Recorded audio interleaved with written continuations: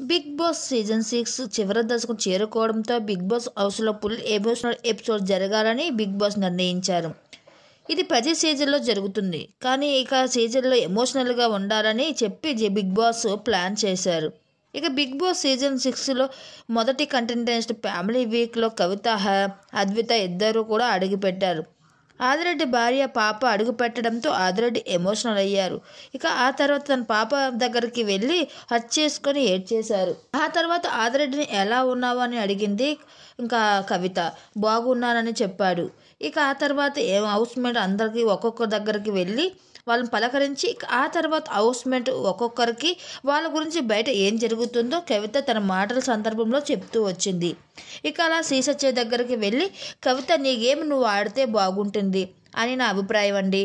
ఇది తప్పుగా అనుకోవద్దు, ఇది నీ మంచిగా చెప్తున్నాను. ఎందుకంటే అది మన గేమ్ మనం ఆడుకుంటేనే బెస్ట్. పక్క వాళ్ళకి ఏదో ఇన్ఫ్లుయెన్స్ చేసి వాళ్ళ ఇదన్నారు అదన్నారు అని చెప్పడం వల్ల మీ గేమ్ మీదే పోతుంది అంటూ మీరు మా మాటలను అర్థం చేసుకోండి అని తప్పుగా అర్థం చేసుకోకండి అంటూ కవిత చాలా సూటిగా శ్రీసత్యకి చెప్పింది. ఇది శ్రీసత్య ఆలోచనలో పడింది. బయట అలా అందా ఏంటో అని ఆలోచన పడింది.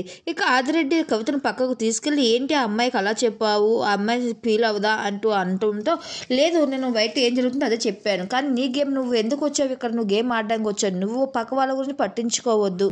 నువ్వు గేమ్ నువ్వు బాగా ఆడి గెలవాలి అంటూ ఇంకా ఆదిరెడ్డికి కవిత చాలా సీరియస్గా చెప్పడం జరిగింది. అయితే మరి వచ్చే వీక్లో మరి టాప్ 5లో ఆదిరెడ్డి ఉంటాడేమో మరి చూడవలసిందే.